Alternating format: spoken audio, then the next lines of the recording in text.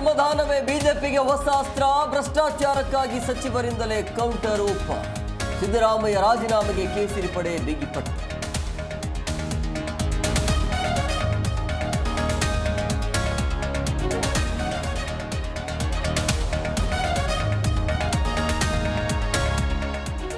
ಸರ್ಕಾರವನ್ನ ಹಿಂಡಿ ಹಿಪ್ಪೆ ಮಾಡಿದ ವಸತಿ ಗೋಲ್ಮಾಲ್ ಪ್ರಕರಣವನ್ನ ಸಿಬಿಐ ತನಿಖೆಗೆ ಕೊಡಿ ಎಂದ ಜಮೀರ್. ನಮ್ಮದು ಗಂಡ ಹೆಂಡತಿ ಜಗಳ ಎಂದ ಬಿಆರ್ ಪಾಟೀಲ್.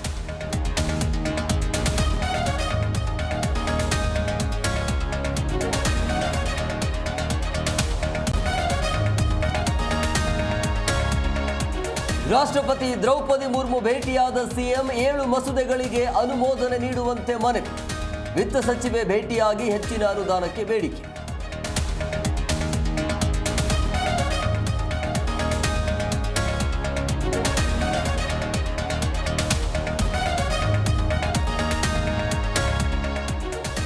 ಬೆಂಗಳೂರು ಡಿಸಿಎಸ್ಸಿ ಕಚೇರಿಯಲ್ಲಿ ಲಂಚ ಪ್ರಕರಣ.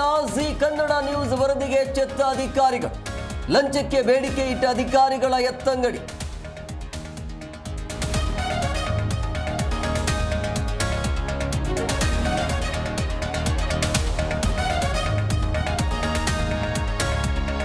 ಕದನ ವಿರಾಮ ಘೋಷಿಸಿದ್ರು ಇಸ್ರೇಲ್ ಇರಾನ್ ಕದನ. ಬಾಂಬ್ ಹಾಕೋದನ್ನು ನಿಲ್ಲಿಸಿ ಎಂದು ಟ್ರಂಪ್ ಎಚ್ಚರಿಕೆ. ಶಾಂತಿ ಕಾಪಾಡುವಂತೆ ಸೂಚನೆ.